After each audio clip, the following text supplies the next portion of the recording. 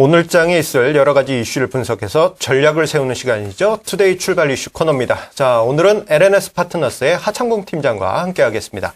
안녕하세요. 안녕하십니까. 자, 지난주에 좀 아쉽게도 종합주가 지수가 1900포인트를 하향 이탈했습니다. 자, 그리고 또 더 아쉬운 점은 외국인이 1조 원 넘게 팔았어요. 자, 그러다 보니까 수급 주체들의 매매 동향이 틀어지는 것은 아니냐 이러한 걱정이 있는데요. 또 한편으로 우리 생각해보면 이렇게 하락하면서 외국인이 대량으로 매도할 때 그 이면을 자세히 뜯어보게 되면은 전략을 또 세우는 데 큰 도움이 될 듯 싶습니다. 자, 지난주에 주요 주체들의 매매 동향 속에서 어떤 전략 세워볼 수 있을까요? 네, 사실 이제 지난 9월 초순 이후로 다시 1900포인트를 이탈해줬는데 말씀하신 대로 좀 거꾸로 생각하시면 됩니다. 보통 대차 잔고가 많다 그러면 하락 악리 많다고 볼 수 있습니다만 또 거꾸로 뒤집어 생각하면 나중에 채워놔야 되기 때문에 올라갈 때는 쉽게 올라갈 수도 있는 부분이다 말씀드리겠고, 지난주에 이제 삼성전자라든지 현대, 기아차, 하이닉스 관련해서 굵직굵직한 대형 IT들의 실적 발표가 됐고, 그러다 보니까 종목들이 상당히 좀 급락한 흐름이 나왔는데, 국내 이슈적으로 봤을 때 이제 실적 발표로 인한 그 클라이막스는 좀 지났지 않나 봅니다. 그래서 시장에 대해서는 오늘 사실 장 초반 조심스러운 반등도 기대한다 말씀드리겠고요. 지난주까지 기관들이랑 외국인들이 그 매매한 동향을 좀 분석해 보니까 역시나 외국인은 10월 접어들어서 한 1조 1천억 정도를 매도를 하고 있고, 또 조금 부담이 되는 것은 이제 그 선물 시장에서 4거래일 연속 매도를 하면서 9월 누적 만기일 이후에 계속적으로 14,000계약 정도 매도세 이어간다는 겁니다. 시장에서는 이번 11월 옵션 만기에 대해서 변동성이 좀 클 거라는 이야기도 많이 하는데, 타이밍적으로 미국의 대선이라든지 중국의 정치부 정권 교체랑 맞물리기 때문에 이번 주하고 다음 주까지 파생시장에 대한 변동성 좀 열어두는 것이 좀 좋지 않나 보겠고요. 주간 동안에 외국인이 사고 판 섹터를 보니까 역시나 외국인 같은 경우는 현대건설이라든지 현대차, SK하이닉스를 좀 매수를 해줬고요. 또 판 섹터를 보니까 삼성전자는 NHN, LG전자를 매도를 했던 것 같습니다. 그리고 상대적으로 계속적으로 하락 부담을 줬던 기관 같은 경우에는 실제적으로 보니까 LG전자나 삼성전자, NHN은 매수를 했습니다만은 기아차라든지 LG화학, 호남석유는 매도를 했는데, 이 외국의 기관의 지난 주간 동안의 매매 동향을 잘 분석해 보면 우리가 좀 많이 아시다시피 SK하이닉스가 좀 강세했는데, SK하이닉스에 대해서는 기관과 외국인이 양매수가 들어왔다, 그 부분을 좀 분석할 수가 있고요. LG디스플레이도 상당히 좋은 흐름을 보였었죠. 역시나 LG디스플레이는 기관의 매수세가 상당히 좀 주가를 견인했지 않나 보겠습니다. 자동차 중에서 조금 특징적인 것이 지난 금요일에도 좀 보였는데, 현대차는 강했습니다만 기아차라든지 현대모비스는 빠지는 모습을 보였는데, 역시 현대차에 대해서는 외국인의 매수가 좀 받쳐줬다는 특징이고, 기아차에 대해서는 실제적으로 기관은 오히려 기아차나 현대차에 대해서는 매도가 나오더라, 이렇게 좀 체크할 필요가 있습니다. 그렇기 때문에 자동차 섹터에 대해서는 기관이 매도세가 진정되는 일을 체크해 보셔야 된다 말씀드리겠고, 결과론적으로 지난주 수급 동향에서 조금 분석한 것을 좀 정리를 해보면 역시나 외국인의 순매수가 조금 제한적인 상태에서는 기관의 매매 동향에 좀 주목하셔야 되는데, 기관은 최근에 보면은 역시나 IT 대형주는 매수를 가담하고 있습니다만은 자동차나 화학주에 대해서는 조금 네거티브 전략을 쓰고 있기 때문에 자동차나 화학주에 대해서는 단순 낙폭 과대 가격적으로 접근하기보다는 역시나 기관이 매도세가 조금 진정되는지를 오히려 그쪽 섹터에 외국인 매수 들어오는 것보다 조금 더 신경 써야 되지 않나, 그렇게 보겠습니다. 네. 예, 중요한 점을 지적을 해 주신 듯 싶습니다. 외국인이 보통 이렇게 매도 흐름을 보이게 되면은 기관이 어떻게 보면은 유일한 희망이 될 수 있겠는데, 기관이 매수하는 종목에 관심을 갖자라는 전략을 세워볼 수 있겠고요. 최근에 IT 대형주 중심으로 기관 쪽에서 매수가 꾸준히 유입되고 있다는 점, 그리고 반대로 자동차 화학주는 기관이 매도하고 있다는 점을 참조해 본다면은 우리가 전략을 세운 데 큰 도움이 되지 않을까 생각이 됩니다. 네, 전반적인 큰 그림을 먼저 좀 그려주셨는데요. 구체적인 내용들 좀 들어가 보도록 할게요. 최근에 가장 또 아쉬운 부분 중에 하나가 게임주들이 힘을 좀 못 쓰고 있다라는 부분이 될 거예요. 코스닥 시장 급락과 함께 동반 급락하는 모습을 좀 보여줬었는데요. 하지만 휴대폰으로 하는 게임, 애니팡에 이어서 최근에는 커피 만드는 게임도 굉장히 인기가 많다고 하고요. 그림을 그려서 서로 맞추는 게임 굉장히 많이들 또 아실 텐데, 이런 게임들은 여전히 많은 인기를 좀 구사하고 있습니다. 11월 8일이죠. 부산에서 국제 게임 전시회가 또 열린다라는 소식이 있던데요. 좀 촉매제 역할을 좀 해줄 수 있을까요? 네, 그렇습니다. 제가 그 애니팡, 캔디팡, 열팡을 두고 한 길어야 3개월 간다, 그런 말씀 드렸는데, 실제로 지금 매출은 잘 이고 있습니다만 주가들의 어떤 낙폭은 좀 심하다, 그런 말씀을 드리겠고요.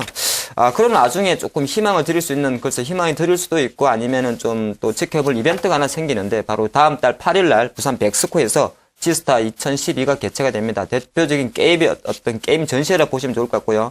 사실 지난해 같은 경우는 국내 창업 모바일 게임사가 한 4개사 정도, 한 54개 정도 부스를 열었었는데, 이번 같은 경우에는 19개사, 448개 부스 참가한다는 겁니다. 그만큼 1년여 만에 모바일 게임, SNG 게임이 얼마나 위상이 달라졌는지를 좀 볼 수 있다 그렇게 보는 것이고 전체적인 이 흐름 자체가 물론 게임주에 대해서 반등 모멘텀이 될 수는 있을지는 모르겠습니다만은 전체적인 흐름 자체는 그만큼 시장의 어떤 분위기가 모바일 게임, SNG 게임에 몰렸다 그렇게 보는 건데 미리 뭘 좀 말씀드리면 지금 이미 기관 특히 투신과 연기금에서는 벌써 9월 말부터 게임주에 대해서 차익 실현에 들어갔다는 겁니다. 그렇기 때문에 종목들이 살살살 내려오면서 지난 금요일은 많이 내려오고 하필이면 코스닥지도 510선까지 급하게 내려오다 보니까 역시나 제가 결론적으로는 이번 주 초에 반등이 나오면은 실제적으로 매수 비중을 줄였다가 주 후반에 다시 매수할 필요가 주 후반이라든지 다음 달 뭐 후반도에 매수하는 게 어떨까 싶은데 종목들로 보니까 역시나 뭐 많이 아시겠지만은 제가 모바일 게임 위주로 좀 말씀드리면 컴투스 같은 경우는 대표적으로 이제 타이니팜이죠.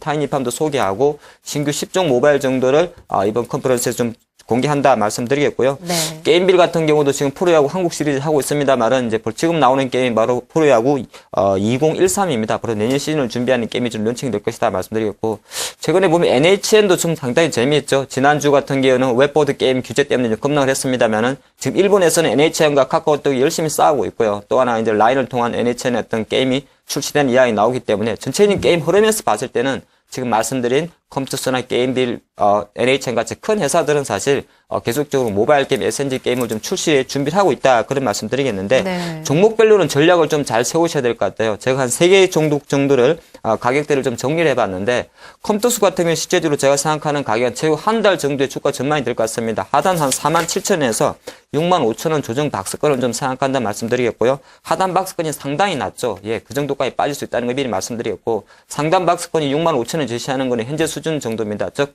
이번 주 초에 실제적으로 게임주가 반등하면 이 포인트에서는 비중을 줄여야 된다는 것이 저의 어떤 판단이라 말씀드리겠고요. 네. 게임비 같은 경우도 같이 밴드를 설정해 보면 대략적으로 87,000원에서 107,000원 박스권 조정권이 좀 전망됩니다. 그렇기 때문에 107,000원 이후에서는 일단은 비중을 줄여놨다가 차후 타이밍을 좀 노리는 게 어떨까 싶고요. 가장 뭐 대표적인 모바일 게임 선수 위메이드 같은 경우도 지금 현재 201선을 깼습니다. 보통 중가들이 이제 201선 이탈하게 되면 망가진다 그러는데 제가 볼 때는 꼭 그럴 것 같지는 않고요. 위메이드는 201선이 위치한 49,000원 정도에서 등락 조정이 예상되는데 핵심은 그렇습니다. 다음 달 사실 부산에서 대표적인 게임 컨퍼런스 회의가 전시회가 열립니다만은 지금 게임주들이 어쩔 수 없이 많은 좀 고평가라든지 약간 수급적으로 악화했기 때문에 주 초반에 반등 시 조금 매도했다가 차후에 다시 한번 노리는 것이 어떨까 싶습니다. 네, 굉장히 많이 또 하락세를 보여줬었던 종목들 위주로 한 번 더 언급을 주신 것 같아요. 전략까지 같이 좀 전해주셨는데요. 철저하게 좀 박스권 트레이닝 관점으로 지켜볼 필요 있겠다라는 말씀 주셨고요. 주 초반에 반등이 나왔을 경우에 또 적절하게 활용하는 관점 다시 한번 말씀 주셨으니까요. 뭐 국제 게임 전시회죠. 지스타 2012 관련해서 적절하게 또 좋은 전략들 구가해 보시면 전반적인 도움 많이 될 것 같아요. 예, 이 게임 관련주된 이슈도 있지만요. 오늘 아침에, 새벽이죠. 새벽에 제가 이제 미국의 증권 사이트를 보다 보니까 전면이 미국의 동부의 샌디라는 허리케인이 온다라는 그런 소식 때문에 좀 지금 미국이 난리가 났나 봅니다. 네네. 뭐 동영상도 보다 보니까 뭐 변압기나 이런 거 네. 좀 뭐 다시 내려놓고 이러한 영상도 나오기도 하는데요. 여기에 이러한 것을 보다 보니까 유틸리티 관련된 이슈가 자연스럽게 머릿속에 떠오르게 되더라고요. 네. 자, 최근에 일본에서는 원전 가동 중단 이야기가 계속 나오면서 뭐 전력 요금을 인상한다 이러한 얘기도 나오고 있고 우리나라 같은 경우에도 당장에 이제 울진 원조 2호기가 가동 중단되는 이러한 이슈가 있으면서 전기 요금 인상 관련한 그런 이슈가 다시금 부각이 될 것 같습니다. 자, 유틸리티 관련된 이슈들 어떻게 우리가 전략을 세워볼 수 있는 포인트로 볼 수 있을까요? 네, 지금 그 미국 동부 연안이죠. 동부 연안 샌디라는 큰 허리케인이 오는 것 같습니다. 근데 이 영향 자체가 워낙 커가지고 외신 보도에 따르면 한 6천만 명 정도가 피해권이 있다 그런 이야기 있고 오바마나 롬니 같은 경우도 진짜 그쪽 지역의 어떤 대선 후보 자체를 지원을 한답니다. 다행스럽게도 뉴욕 그래서는 29일 날 개장이 열린다고 합니다만 실제로 롬니의 어떤 그 샌디 허리케인 샌디에 대한 공포가 지금 미국을 좀 떨고 있다 말씀드리고 여기서 이제 우리가 착안할 것은 바로 이제 허리케인이 오게 되면 제일 먼저 반응하는 것이 바로 유가입니다. 국제 유가가 사실 지난주에 85달러 초반까지 급락을 했다가 뭐 지난 금요일 날 미국의 GDP 호재라든지 유가 허리케인이 바로 86달러까지 올라갔는데 유가에 있던 추가적인 상승세를 미리 원자재 쪽에서는 체크해 보실 수 있을 것 같고요. 일본 이야기 조금 해야 될 것 같아요. 일본 같은 경우 실제적으로 지금 도쿄 전력을 선두로 해가지고 계속적으로 일본 전력 회사들이 전기 요금을 올리고 있습니다. 그건 당연한 거죠. 일본이 원전을 가동하다 보니까 아무래도 화력 발전 쪽으로 매기서 올릴 수밖에 없는 것이요. 제한된 어떤 전력 수요는 계속 급증하는데 공급이 제한되기 때문에 일본 같은 경우는 계속 전기 요금을 인상하고 있다 말씀드렸고 그런 한편에서 일본에서 최근에 제가 지난 금요일 날 뉴스를 보니까 우리가 일부 생간이라 그러죠. 생간을 갖다 보통 그냥 먹었는데 약간 위해성 논란하면서 방사선을 쪼이게 되면은 이것이 오히려 괜찮다는 그런 일본 보도를 흘리면서 오히려 일본 당국에서는 원전의 안정성 여부를 계속적으로 피력하는 그런 움직임도 보이고 있습니다. 그 말 자체에 대해서 조금 생각해 보실 필요가 있고, 국내적으로 봤을 때 어저께 또 원전 울진 2호기가 가동 중단이 됐습니다. 그렇기 때문에 전체적인 흐름에서 봤을 때 제가 볼 때는 크게 두 가지 유틸리티 섹터에 주목할 필요가 있는데, 그런 관점에서 오늘 역시나 주목할 수 있는 섹터는 바로 전기요금 인상과 맞물린다면 한국전력에 대해서 계속적으로 좀 관심 가지실 필요가 있을 것 같고요.